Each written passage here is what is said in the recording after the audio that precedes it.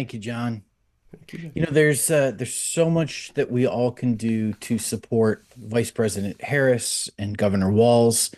I want to talk to you about something that all of us can do, regardless of how much money we can donate or how much time we have to volunteer, and that is to have conversations with our family and friends about supporting the Harris Walz campaign. Now, maybe you're thinking, like I am, I'm not sure I can do that. There are so many Christian family members that I have that are Republicans, so many friends that I have that are Republicans, and they're never going to change. I get that. But I want to tell you that change is possible. And I know this because I changed. I grew up a very conservative Christian Republican. Few of my bona fides, uh, five-time on the air caller to the Rush Limbaugh show. Probably the only person on this call tonight that was also, once or twice or five times on Rush's show. Uh, when I was a teenager, I had a subscription to National Review magazine. I had pictures of Newt Gingrich and Bob Dole up on my wall. I went to teenage Republican school. I was deep in it. Like, think Alex P. Keaton. That's where I was. And I changed, and other people can change too. Now, here's something that we've learned in our work with Vote Common Good, and that is that behavioral change often happens before identity change happens. Behavioral change happens before identity change happens. Uh, the party that you identify with, what you call yourself. I'm a Republican. I'm a Democrat. I'm a conservative. I'm a liberal. Those are all identity statements. And they're really hard to change. They change very slowly. But how you vote or who you vote for in a particular election, that's a behavior. I want to suggest to you that maybe our purpose in the next 89 days ought to be not so much getting our family and friends to change their identity, i.e., to become Democrats. Maybe what we ought to be focusing on is getting them to change their behavior.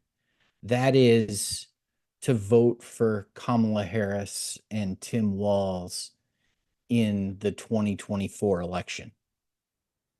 The trick here is to give them a permission structure to do this, to give them a permission structure to make an exception. Doug Paget mentioned earlier, that in our work with Vote Common Good, we talk to candidates who are running for office. We work with Democratic candidates all over the country. And one of the things as we talk to Democratic candidates, as we talk to voters, some of the things that we hear is, you know, I, I'm a Republican. I would never vote for a Democrat. And so we tell Democratic candidates that what they need to be is an exceptional candidate. And what we mean by that is they need to be the kind of candidate that someone's willing to make an exception for. They say, I would never vote for a Democrat, but I would vote for her. I would never vote for a Democrat, but I would vote for Kamala.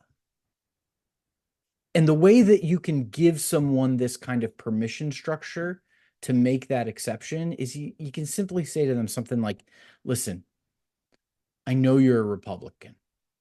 I'm not asking you to become a Democrat.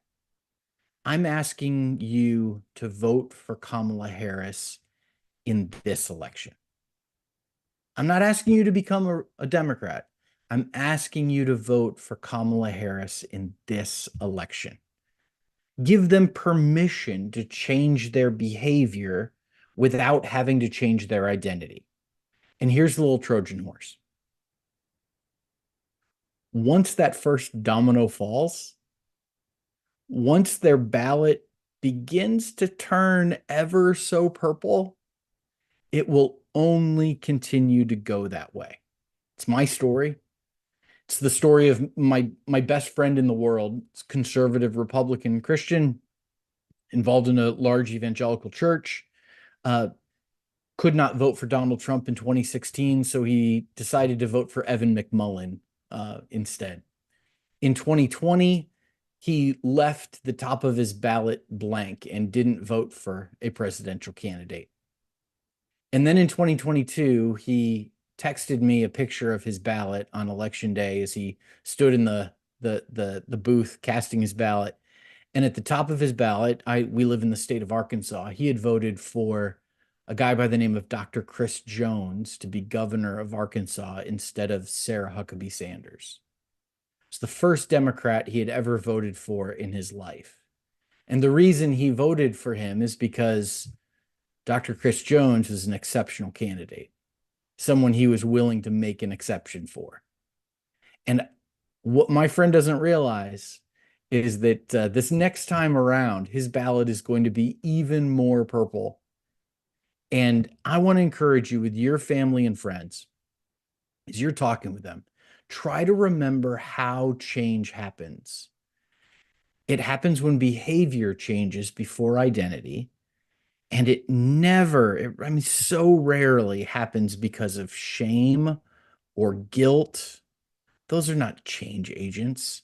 What took you so long kind of attitude doesn't do any of us any good. Grace is the thing that changes people. Love is the thing that changes people. See, Apostle Paul said in the book of Romans that it is God's kindness that leads us to repentance. And in this election, the kindest thing you can do is give someone permission to join all of us in voting for Kamala Harris. Thank you so much.